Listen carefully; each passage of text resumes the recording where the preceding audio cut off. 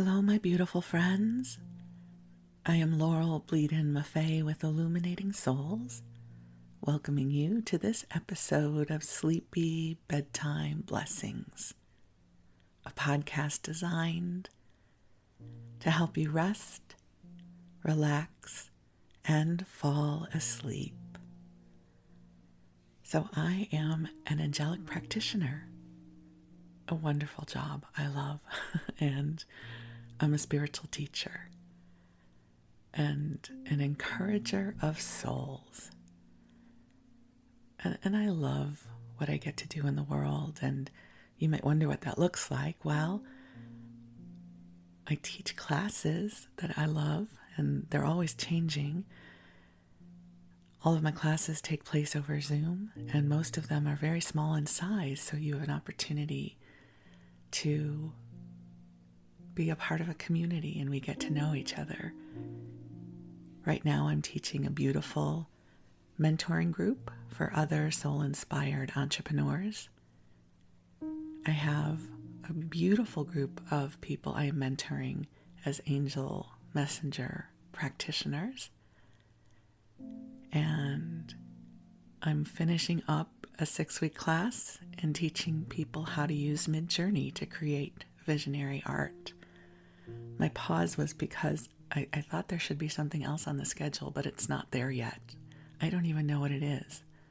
That's how it works. I get downloaded which classes to teach next, so I don't often know ahead of time what I'm going to be doing. It usually downloads to me about 2 weeks before you hear about it. So I'm sure there are going to be lovely things coming up in the next few months that even I don't know about yet. So the best way to stay in touch and be in the know is to go over to my website at illuminatingsouls.com and sign up for my mailing list. So just a little aside, a little behind the scenes information here at Illuminating Souls.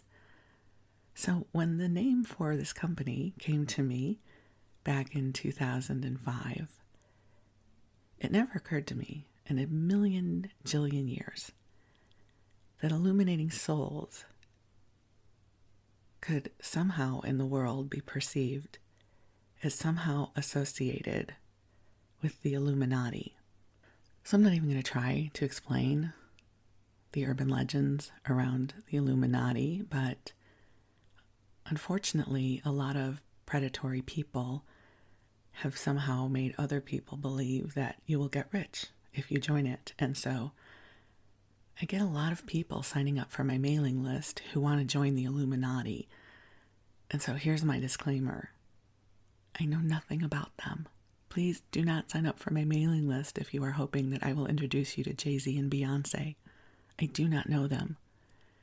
And if I was part of the Illuminati, I would not be living where I live. I would be living in a much bigger house somewhere in a gated community.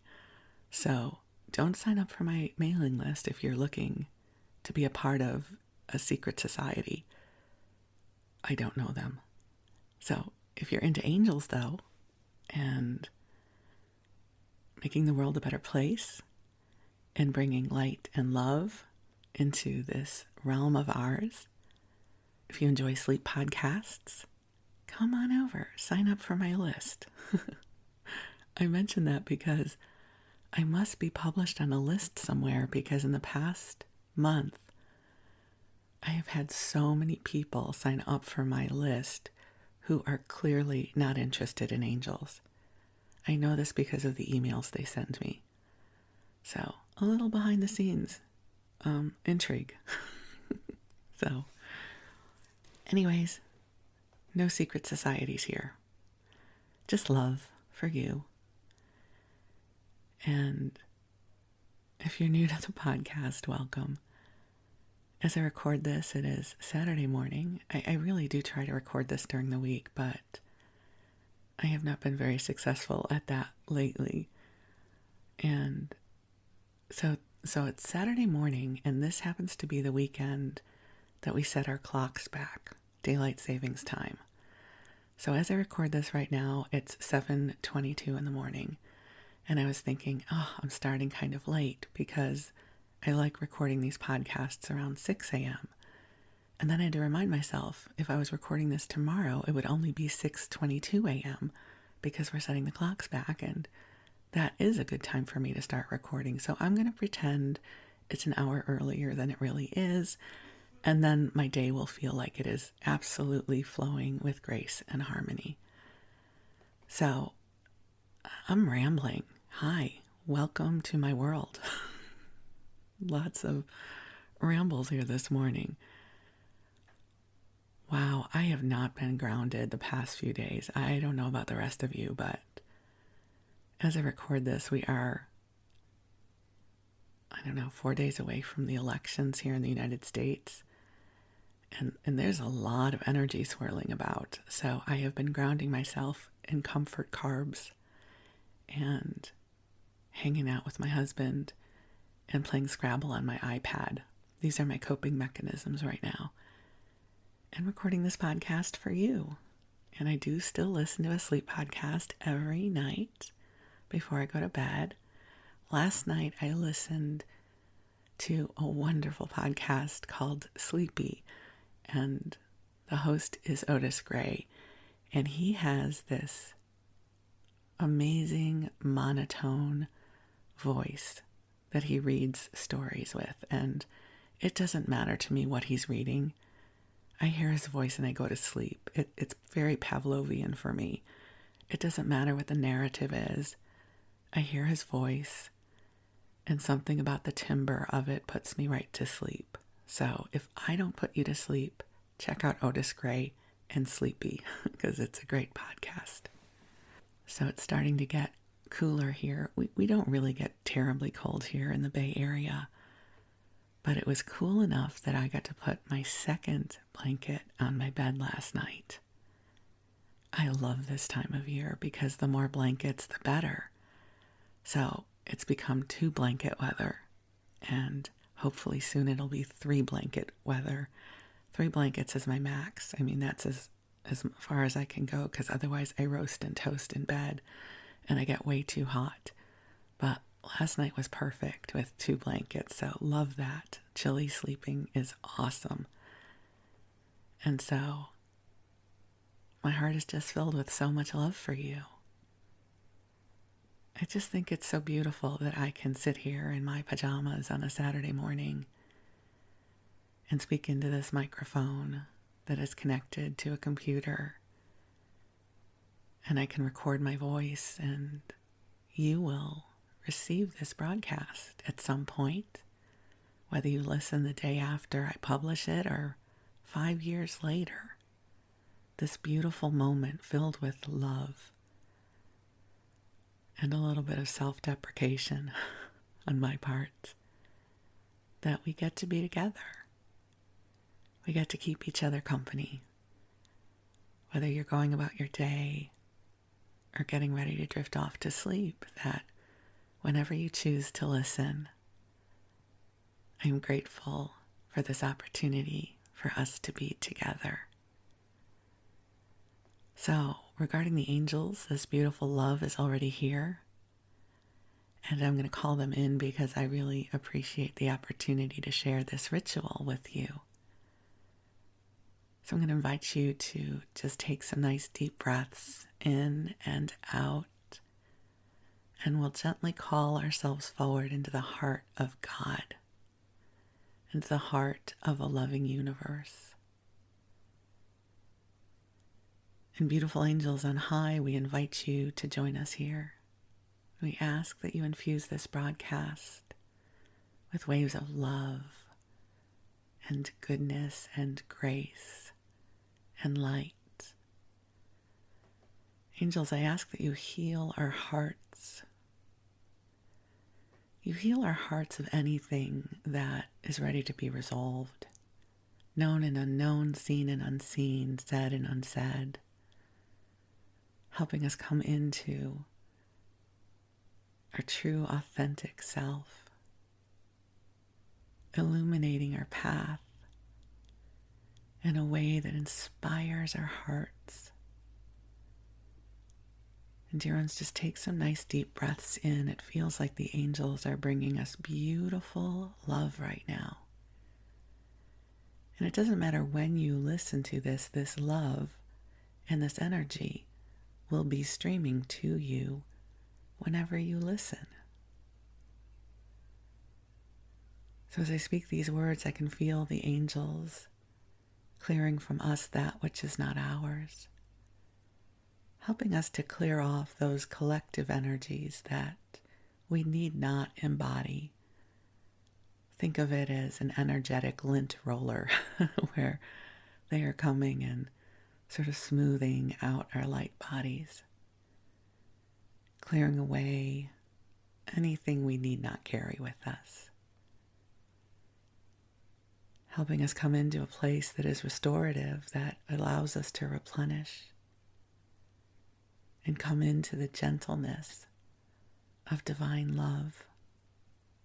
The angels ask me to share with you how precious you are. You are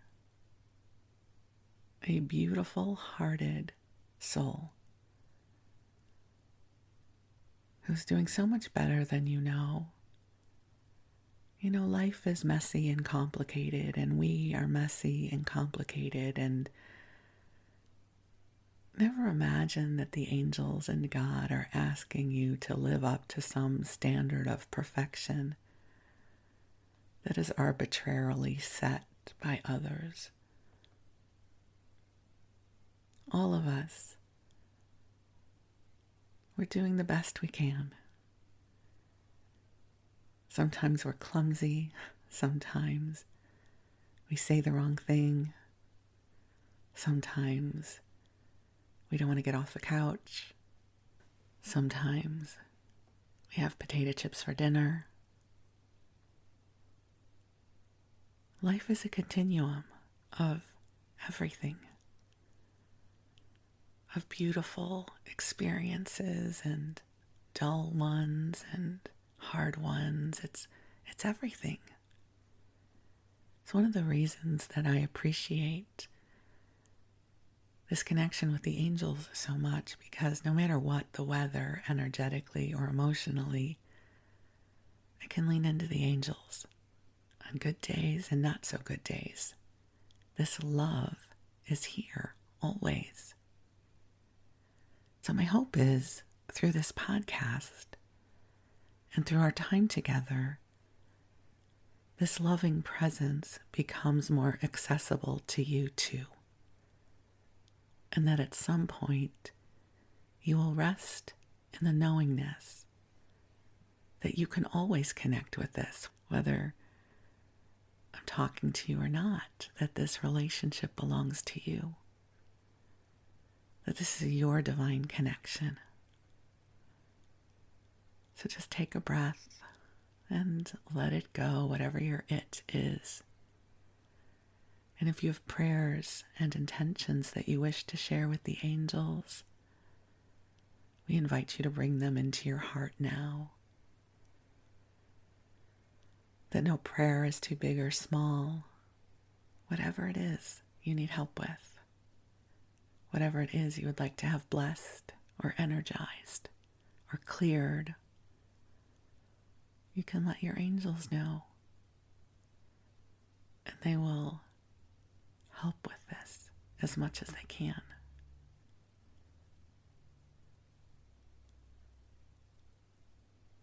And so just breathe, allowing the sweetness of this moment to flow to you.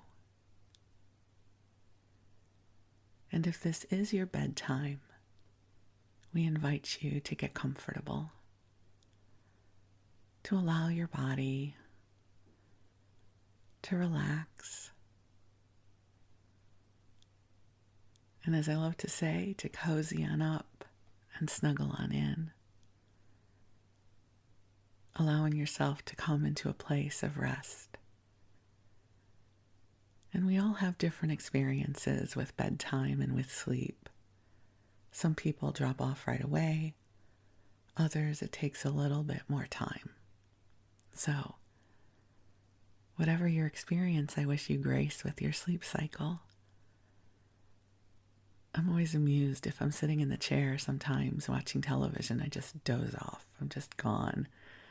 And then I get in bed and I can't fall asleep. It's so funny. I don't know what the secret is of being in that chair and watching television with my feet up that I can just zonk on out. And then I shift to the bed and I'm wide awake. I don't know why it works that way, which is why I listen to sleep podcasts, because they are my lullaby of sorts. They help me fall asleep. So I hope to do the same for you. And if you're listening during your waking hours, I hope you're having a lovely day. So one more breath in together and release. And we're going to move on into story time. So those of you who are regular listeners, you know that we have a variety of different kinds of story time. Sometimes I tell you stories from my life. We might flip through the pages of an old TV guide. I might read to you something that's in the public domain, or I might read to you from an old community cookbook. I love every single one of these styles of narrative, but some are easier for me than others. If I have a good story from my life that I want to tell, that's actually the easiest one for me to record, because I'm not having to go back and re-record if I make a mistake. But I have to have a really good narrative to follow, which I don't have right now. I'm sure there's something interesting in my brain, but I don't know what it is right now. The TV guides are fun to do, but I really have to be in the mood. And really what I'm seeking right now is comfort. Comfort. Like comfort in every way. I want clothes that are comfortable. I want food that comforts me. I want to be cozy. I'm looking for comfort. And my comfort language is, say it with me, food. So we're going to go through a community cookbook in this story time. I recently purchased some off of eBay for us. And this one is Favorite Home-Tested Recipes from the Christian Mothers Society in Vesta, Minnesota. I don't know where Vesta is, but I know we have Minnesotans who listen, so maybe you know where that is. And this was published in 1946. So if this is your first community cookbook episode you're listening to, I have a love for these publications. So back in the day, they still make them, but this was much more popular, 50 years ago, that when groups of women gathered together in a church community, a temple community, a PTA, that kind of thing, they often would create these cookbooks filled with their recipes and then sell the cookbooks to raise funds for something. I just thought this one was interesting because it's from 1946. So I think World War II had just ended or was ending, so it's right around that time frame. Television hasn't really made its way into the home yet. So people are relying on radios and movies and newspapers. And it's a very interesting time. I remember my mom telling me this. My mom would have been 21 years old. And a lot of the women had gone into the workforce because the men had all been off fighting World War II. So this is just my conjecture. A lot of these recipes began turning to what we might think of as convenience foods, because now women were working outside of the home and still had to make the meals and take care of the kids. So at this point, most homes had refrigerator freezers, and they had their ovens and stovetops. Microwaves hadn't been invented yet. But this idea that you could open a can or take something out of the freezer or open a box of Jell-O and have that bring more efficiency to cooking or baking was a big leap forward in terms of how women took care of their families. I just so appreciate the love that are poured into these cookbooks. This has an inscription on the inside cover. It says, "This was Sydney Alexander's cookbook. She brought it to Norman when she came to live with us in 1969. Signed, Ruth." So at some point this was precious to a family. I don't know who any of these people are, but I honor them by sharing their names with you. And the inside page says, "This collection of home-tested favorite recipes was sponsored by the Christian Mothers Society of the Church of the Holy Name of Vesta, Minnesota. The society thanks all the ladies who favored it with their recipes and also the businessmen who gave us their advertising." So clear gender roles are in place at this time. And again, it was published in 1946. So maybe you want to look back into your own ancestry. Who was in the world in 1946 and where did they live and what do you suspect their life was like at that point? I love this opportunity to go into the Wayback Machine, you know. A lot of these cookbooks start with helpful information. So there are a couple pages that tell you how to take care of your pressure cooker. These were the old pressure cookers, not the Instapots of today. And there's a couple interesting things here. One is quantity cookery. So if you needed to serve 200 people, and this is from Mrs. A.E. Hunt of Vesta. Again, if you think of churches and synagogues and schools, they often would have to cook for large quantities of people. So if you're going to have 200 of your nearest and dearest over for a meal, this is the quantity you would need. 20 loaves of white bread, 20 dozen rolls, 5 pounds of butter, 4 quarts of cream, 20 dozen donuts, 12 cakes, 2 bushels of potatoes, 10 gallons of potato salad, 4 pounds of coffee, 8 quarts of pickles, 60 pounds of roast beef, 60 pounds of roast pork, 60 pounds of baked ham, 40 pounds of meatballs, 40 quarts of baked beans, and 40 pies. That's going to be a feast for sure. And just a little aside, I always have to give you my reflections on this list. I have a weird relationship with certain foods. Like I won't eat them for 30 years and then I'll taste something and it gets into my repertoire. And at our grocery store, Safeway, they have this deviled egg potato salad. I don't know what made me buy it a month ago. I must have been hungry and I went down sort of the deli salads and I was like, give me a little bit of this and a little bit of that. It has become one of my favorite things. So I go there and I get a little scoop. I say to the woman behind, it's usually a woman. Sometimes it can be a guy, so I don't mean to be gendering them. I guess I'm thinking of this because it was a lovely lady who helped me the last time. And I say, just a little scoop. Because it's potato salad. I cannot be trusted with a lot of potato salad, but a little scoop would be awesome. And then I eat like a forkful or two every day. And it's delicious. So I'm having a new love affair with potato salad, which I never liked. It was never my food. So whatever is happening within my body system now appreciates good potato salad. Thought you might want to know that. Okay. Then there is a section about freezing foods and freezer foods because, again, having a freezer in your home is a relatively new thing. Right? People used to have ice boxes in the 20s.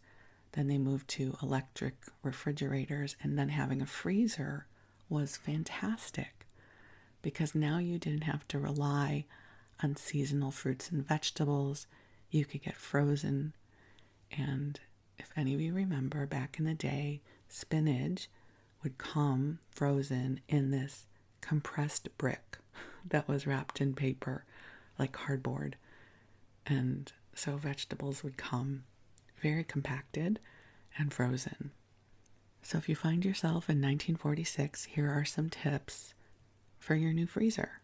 So for vegetables, frozen vegetables should be taken from the packages immediately after removing from the freezer and put on the stove in a pan with a small amount of water, heat to boiling, and cook until tender. Fruits. Frozen fruits should be thawed in the sealed package at room temperature and used as soon as completely thawed. Thawing can be accomplished by leaving the package in the refrigerator overnight or, in an emergency, by placing the package in a pan of warm, not hot water. The thawed fruit can be served immediately or used for making pies, preserves, jams, and the like. And I just had this flavor memory come back to me. Does anybody else remember when they did frozen cantaloupe and honeydew balls? They tasted awful, but you could only really get melon in season, and so this was the way people would serve melon out of season, frozen, which was never very good. Okay, then they talk about meats. I'm going to try and skip over the meat-related things. Then in terms of freezing cooked foods, many cooked foods, such as meat and vegetable stews, spaghetti and meatballs, macaroni and cheese, and similar foods can be cooked in large batches, completely cooled and frozen for future use. Of course we do that, and you can also freeze pastries. My mom was the queen of freezing things. She had the freezer in the kitchen, the stackable refrigerator freezer, and then she had a freezer downstairs. And so everything could go in the freezer if you didn't eat it right away. And I have become my mother in that I freeze things. So if we order a pizza and we don't eat the whole thing, I put it in the freezer because at some point I'll be delighted to take out a slice and heat it up for dinner or lunch or something. And it brings me comfort. This part of me that worries about not having a food when I want it. This is part of my crazy food thing. If I have it in the freezer, then I don't get anxious. I know, anxious is a strong word, isn't it? But I have a weird relationship with food. So, for instance, there's these muffins that I love that I get in Berkeley. And I think about them all the time. And I don't have to eat them all the time. And for the last 6 months, I have had one in my freezer. And so I don't have to go get one now. And I don't have to eat the one in my freezer. It just comforts me that it is there. Do any of you have that thing going on? Like, I don't need to have it. It just comforts me that it is here. So I have my Rogue muffin in the freezer. I'm not even going to tell you. I'm too embarrassed. I was just going to go through my inventory of my freezer comfort food. But you know what? That'll be another episode. But I do have good comfort food in my freezer that I do not need to eat. But I am soothed by that it exists and it is in my home. And, if something awful happens, I can get it. Okay, sorry. I'm jumping all over the place. So this is going to sound like a little bit of a dark story, but it's really not. So I know you're getting ready to go to sleep. So I'm going to just jump over the challenging part very quickly. I was living in Los Angeles during the LA riots. Okay, that's as bad as it's going to get. Okay, that's all I'm going to say. And somewhere around 2 or 3 in the afternoon of that day, everyone was told to get home, go home. And I was working, I don't know, maybe 4 miles away from my apartment. So not far, but in terms of LA, everyone is evacuating and trying to get home kind of traffic. It must have taken me almost 2 hours to get home. And I stopped at the grocery store. Because, if the world is in catastrophe, we need to first get food. So the grocery store is mobbed. And it was so interesting to observe what people are getting. They're getting the necessities. Like, let's say they have kids. So there's Pampers and milk and eggs. So the things you would think you would get if you were going to be in your home for a couple of days, yes? And then they were getting beer and tequila and cookies and chocolate, which I don't know why. I was so amused by that, because we are these people, right? Like, okay, I'm going to need batteries. I'm going to need, right? Like, there's certain things I'm absolutely going to need. And then I'm going to get stuff for comfort. And so I did the same thing. I don't even remember what I got that was a necessity, but you can bet your bottom dollar I went over to the bulk chocolate bin, and I must have gotten a pound of bridge mix and malted milk balls, and so I turned to sugar, because of course I did. And then I went home and I had Trader Joe's tortellini and their pesto and sun-dried tomatoes. So I made a huge batch of tortellini, pesto, and sun-dried tomatoes with lots of Parmesan cheese. And then my friend Chris, who was in the city, came to my apartment, and she's like, "Can I stay?" I'm like, "Yes, come in." So we ate pesto tortellini and a ton of chocolate. So, okay, this is stream of consciousness, right? We went from my mother's freezer to my freezer, and then I shared with you something that happened back in the day. So welcome to the podcast. This is what we're going to do for the next half hour. Okay, so we're back to the freezer section of the book. So you can freeze pastries, which I do. Makes me very happy. And I don't have to eat them. I just know that they are there. Do you ever do that with like your favorite box of crackers? Or I do that with yarn too, just so you know. It's not only food. I have so much yarn.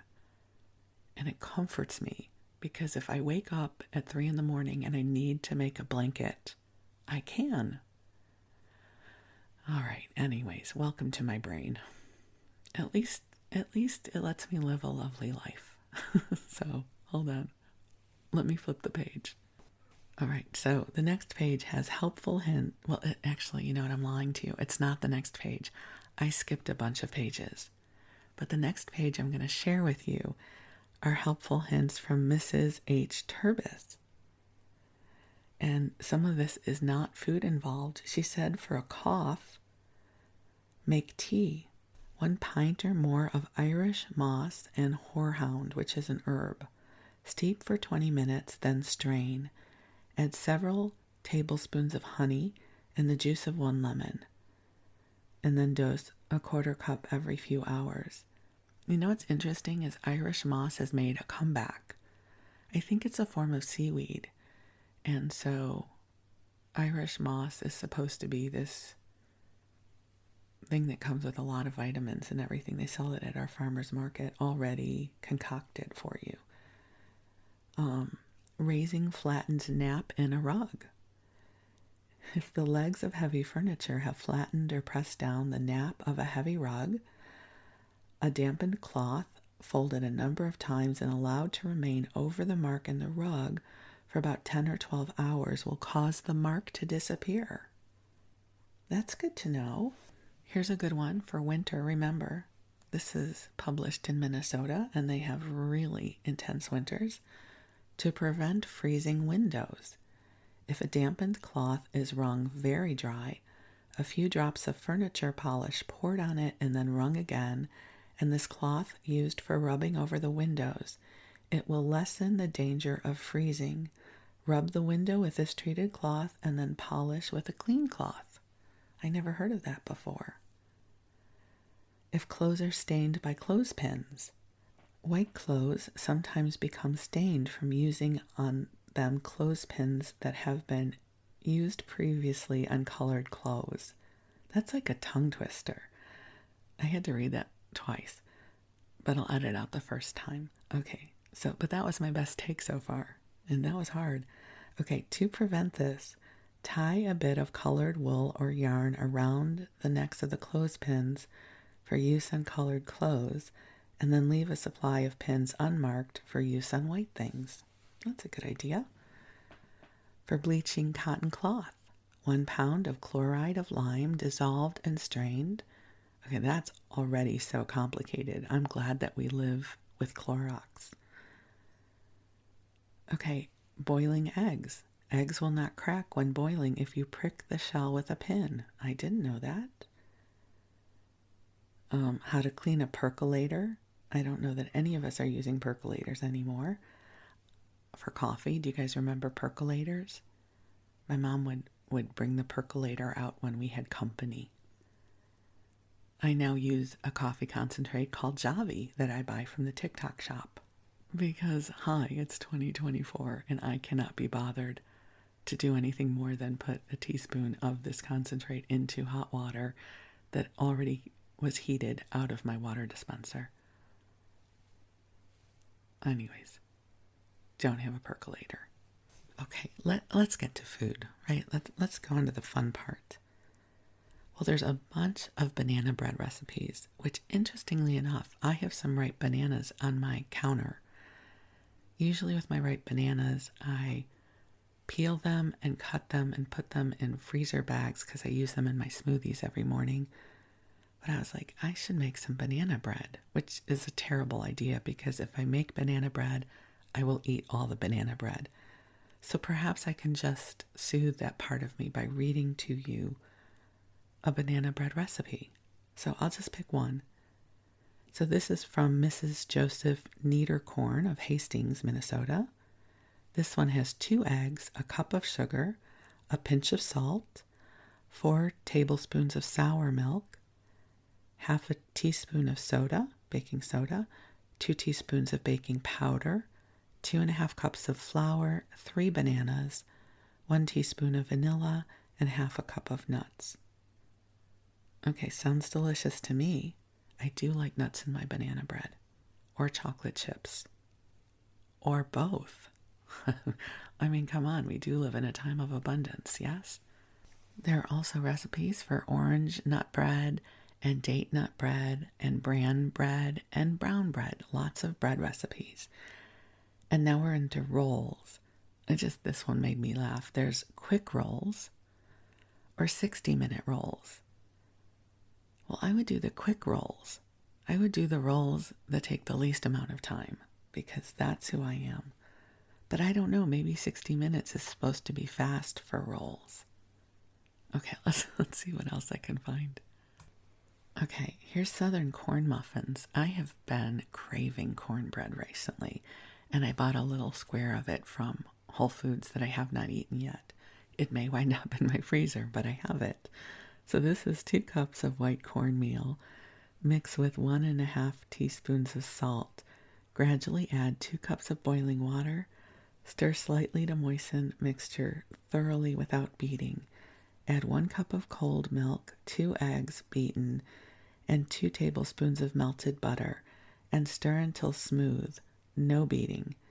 Add 4 teaspoons of baking powder and blend well and pour into tins. Bake in a hot oven of 475 degrees for 20 to 30 minutes. And then it just arbitrarily says fill 1 muffin cup with water. So I don't know if you're supposed to have some water in the oven with the corn muffins so that they get a little bit steamy. So I'm not really clear on what's happening there. But I'm not really going to make the recipe anyways. So I'm going to just go to Whole Foods and buy their cornbread because that's me. All right, then we have waffles and pancakes. My mom loved her blueberry waffles from Walker Brothers. Oh, potato pancakes. And because this is a Christian Mother Society, they will say potato pancakes versus if it was a Jewish recipe book, it would say latkes. But I'll take a potato pancake, whatever you want to call it. Hash browns, potato pancake, latke. I'm all in. So for each person, take 2 large potatoes, 1 egg, a half a cup of milk or cream, half a cup of flour, 1 teaspoon of salt. So you're going to grate the potatoes on a fine grater, add egg beaten, then milk, flour, and salt. Keep stirring batter while baking and spread thin on a griddle and bake brown. I love that they're saying for each person take 2 large potatoes. They're going to give us a lot of potato pancakes in this home, which I love. A Jewish recipe would probably put some onion in there. And we might serve them then with sour cream and applesauce. I don't know what we would get in this home, but I don't care. It'd be delicious. And this is from Mrs. Frank Bendix in Vesta. Oh, we're in pies, and there's an angel pie. There's 2 angel pies. Well, you know I've got to read at least one angel pie recipe. Okay, so this one is from Mrs. Cecilia Anderson in St. Paul. So scald half a cup of milk and let it cool. 1 small bottle of whipped cream, which is half a pint whipped stiff. A half a pound of marshmallows. 1 can of small drained pineapple, and add 1 tablespoon of sugar and 6 cherries. I bet these are maraschino cherries, and as I've said before, anything with maraschino cherries is a fun time.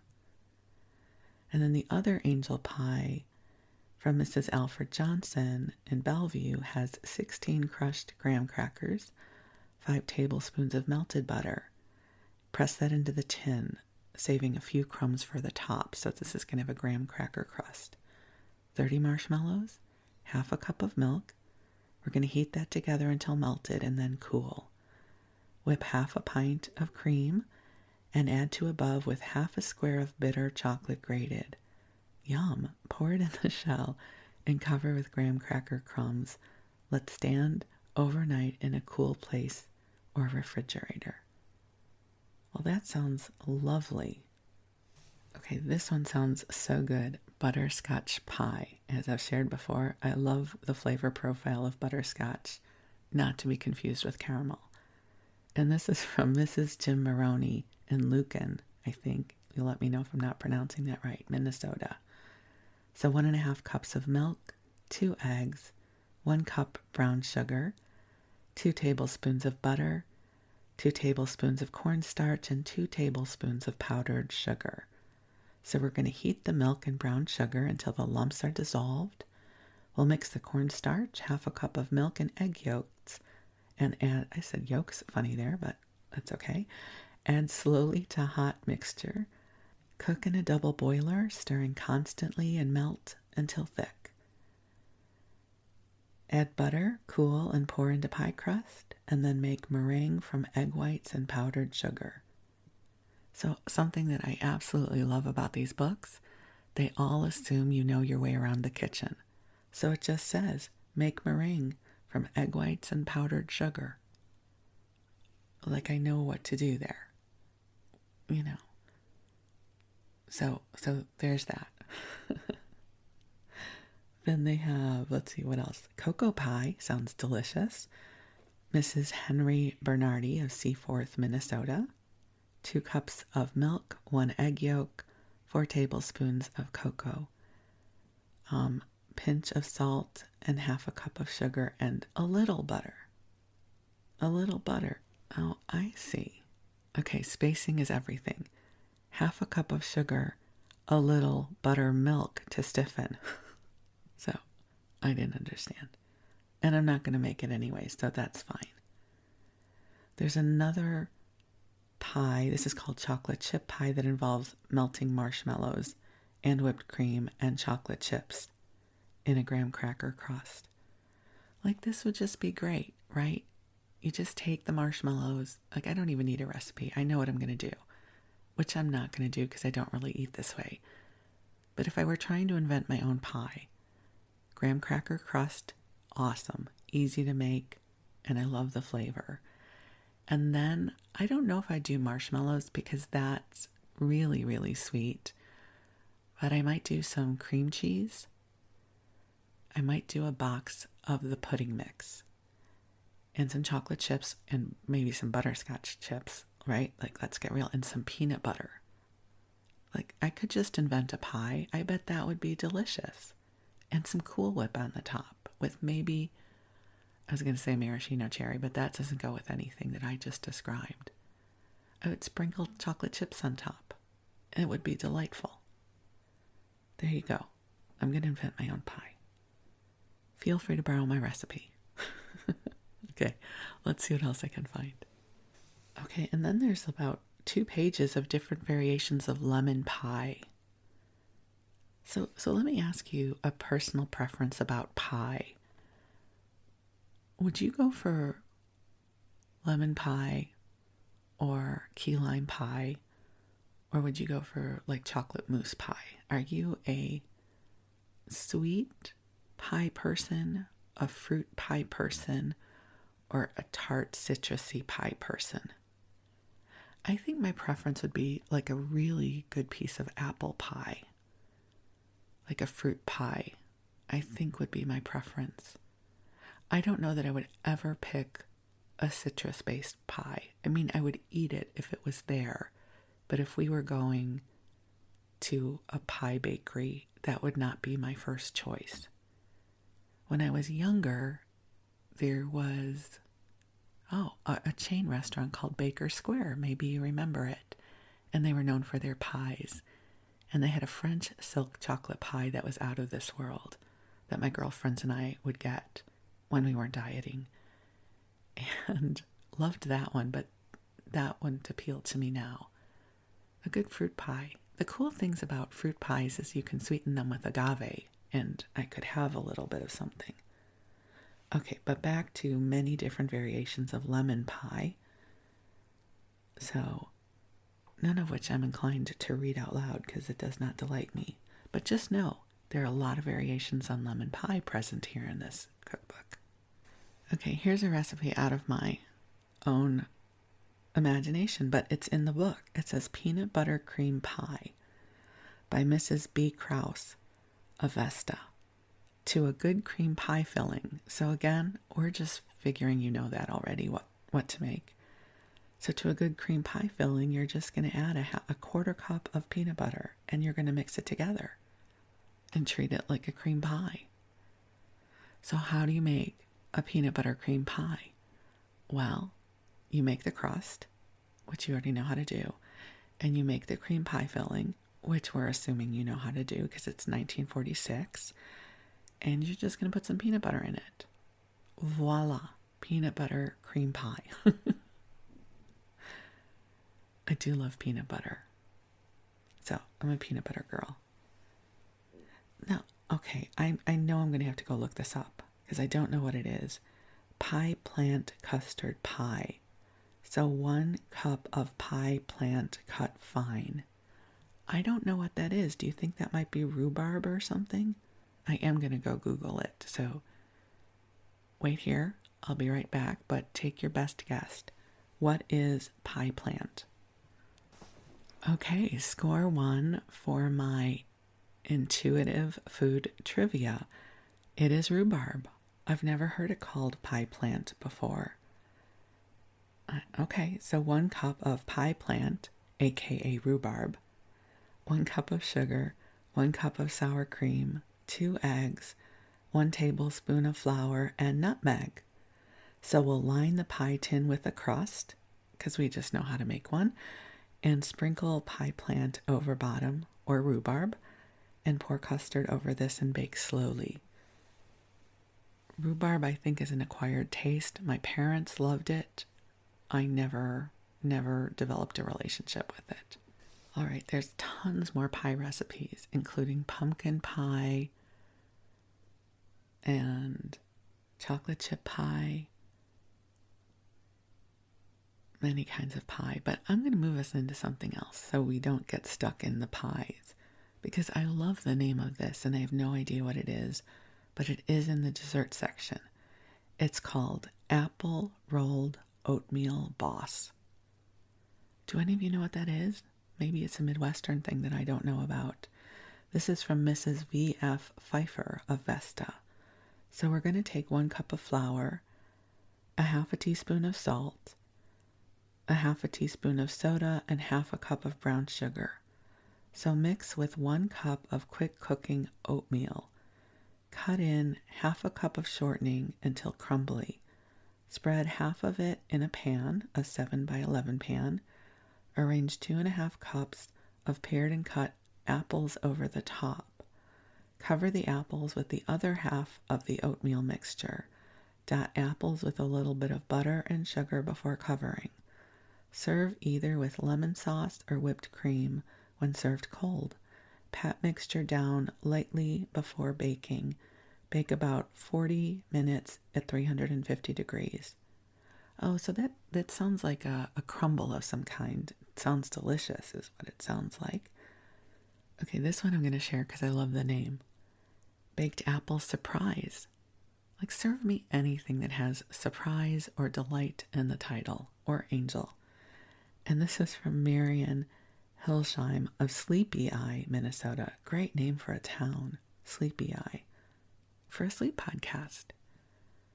Okay. If I was ever near Sleepy Eye, Minnesota, I would do a podcast episode from there because that would just make sense.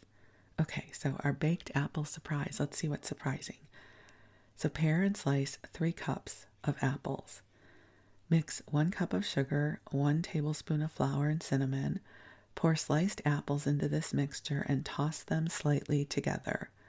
Place in greased and floured pan, then mix together 3/4 of a cup of oatmeal, 3/4 of a cup of flour, 3/4 of a cup of brown sugar, and half a teaspoon of soda, and half a teaspoon of baking powder, 1/4 teaspoon of salt.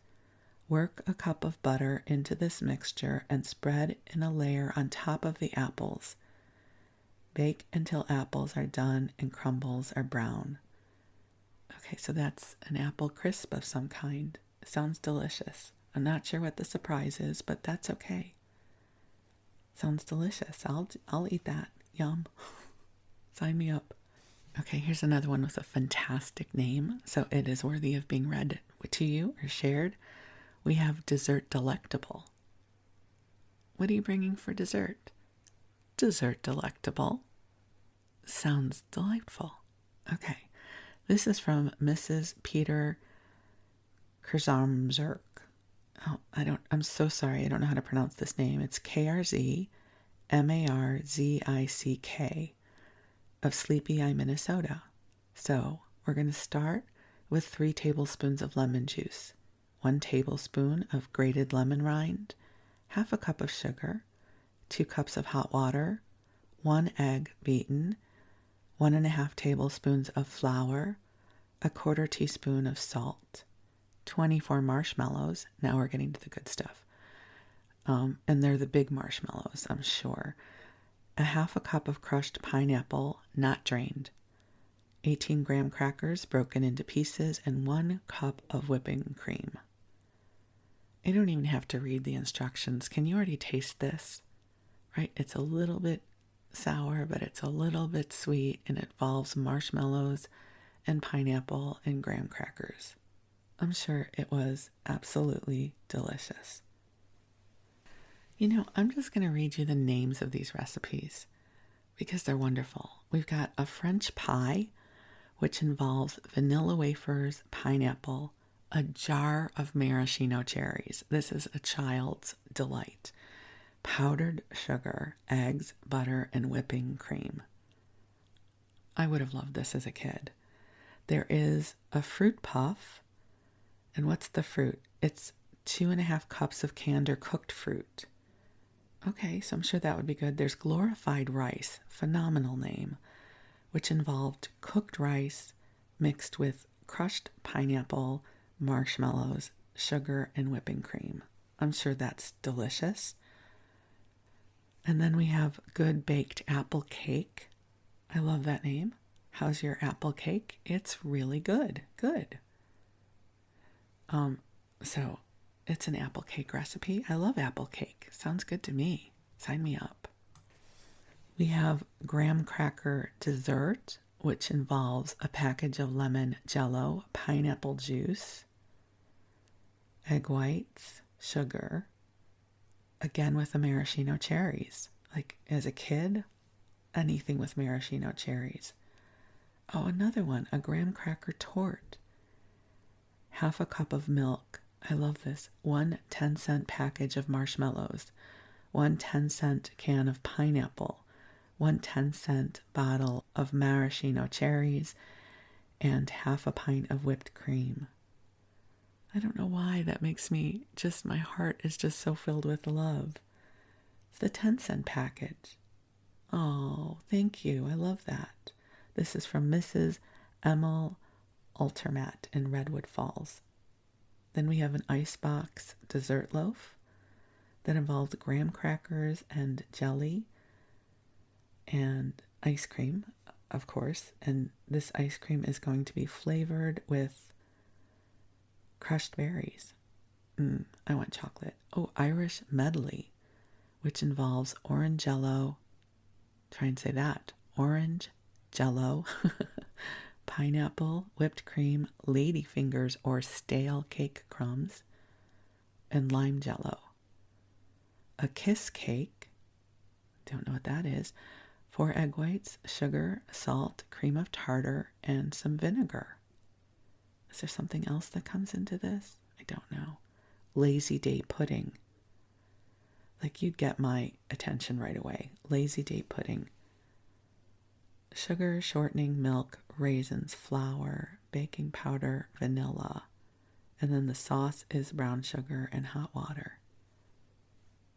All right, sounds good to me. Then we're back to more lemon stuff. Lemon crackle filling.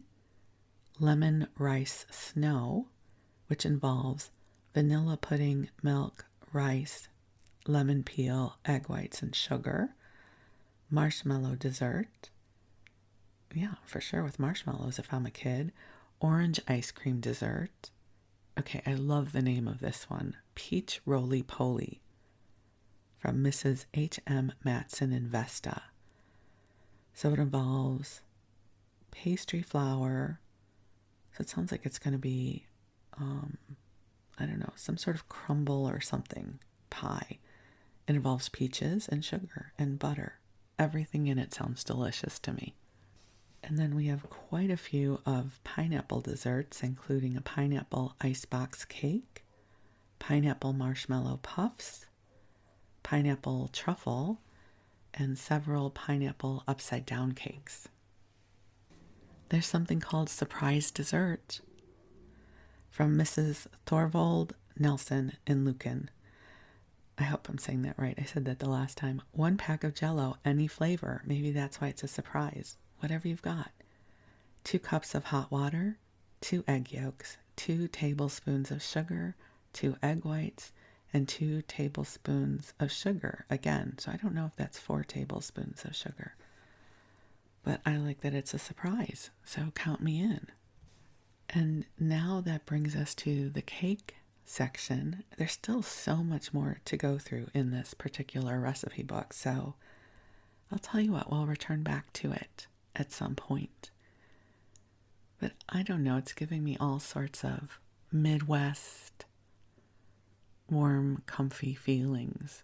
You know, it's like it's a cold day and someone's pulling a lovely roly-poly crisp out of the oven and the house smells delicious. And, you know, you shake off your snow boots and your coat and you're warmed up by hot cocoa and a warm cake of some kind. Just all kinds of Midwestern warm fuzzies floating to me right now. So again, I pay homage to the women who contributed to this book, who were cooking and baking for their families and taking good care of those that they loved and who were under their care. And so with that, my darlings, I hope that this brought you a sense of coziness and sweetness. And the sun is up here now, so life is starting to wake up. And so we'll bring this to loving completion. Again, wishing you the sweetest of dreams and blessings of love. And I look forward to connecting with you again soon. Thank you.